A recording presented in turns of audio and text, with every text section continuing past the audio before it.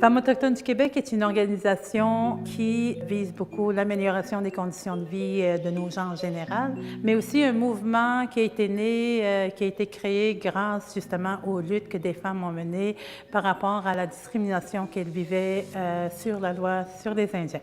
La loi sur les Indiens, c'est vraiment la seule loi raciale du Canada, qui divise justement les gens selon le critère de sang.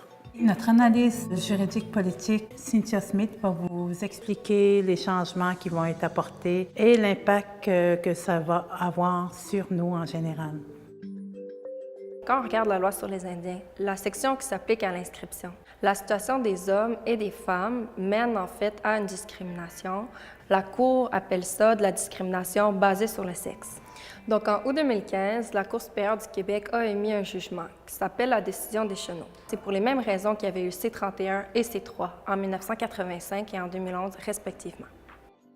Avec Deschenaux, ce que la Cour a dit, c'est qu'elle demande au gouvernement d'enlever toutes les formes d'iniquité connues, basées sur le sexe, qui sont au niveau du statut de l'inscription dans la loi sur les Indiens. Dans le fond, le gouvernement reçoit la décision de la Cour et puis, en réaction à la décision, décide d'élaborer un processus en 2 étapes, dont la première étape doit être complétée dans le délai qui est fixé par la Cour, c'est-à-dire le 3 juillet 2017. Au niveau du contenu, la première étape vise à venir modifier la loi sur les Indiens. Pour ce faire, le gouvernement a mis sur pied un projet de loi qui s'appelle le projet de loi S3. Donc, il y a 3 cas précisément là, dans le projet de loi S3 qui vont venir à être modifiés, c'est-à-dire la situation des cousins, la situation des frères et sœurs et la situation des enfants mineurs qui ont perdu leur statut. Ce qu'on vient essayer de remédier avec S3, c'est de mettre sur le même statut des cousins qui sont nés de grands-parents de la lignée maternelle et de la lignée paternelle. En d'autres mots, les arrière-petits-enfants d'une grand-mère qui aurait perdu son statut auraient maintenant le même statut que les arrière-petits-enfants du frère de cette grand-mère. Au niveau des frères et sœurs, ce que S3 vient faire, c'est qu'elle vient essayer de faire reconnaître un statut similaire, donc le même statut, pour les descendants d'un père autochtone statué, qui lui, dont les enfants en fait seraient nés entre 1951 et 1985, hors mariage. La loi leur accordait un statut différent.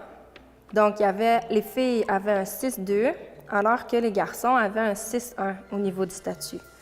Alors que tous les deux ont un père qui est statué et une mère non statuée. Ainsi, les petits-enfants du même grand-père auraient le même statut.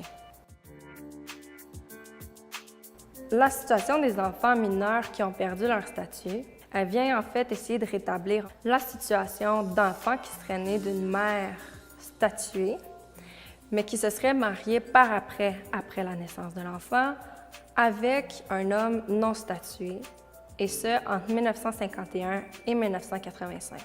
Le projet de loi S3 accorderait le même statut aux petits-enfants de la lignée maternelle et paternelle, de même que pour les arrière-petits-enfants.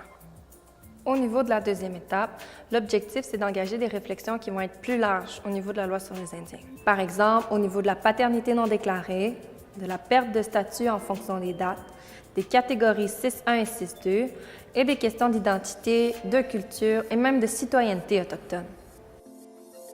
Cette deuxième étape-là serait vraiment un processus de consultation qui engagerait le gouvernement et les communautés autochtones.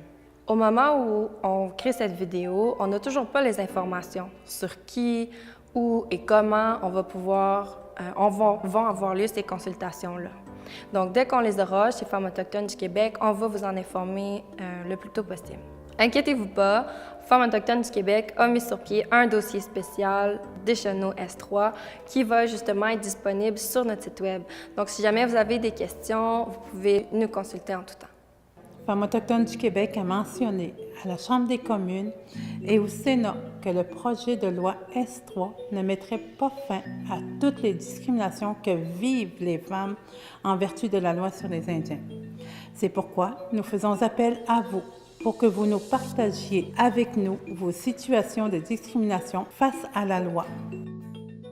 Vous avez jusqu'au 4 avril 2017, très bientôt, pour répondre au questionnaire sur le projet de loi S3 afin que votre voix soit entendue.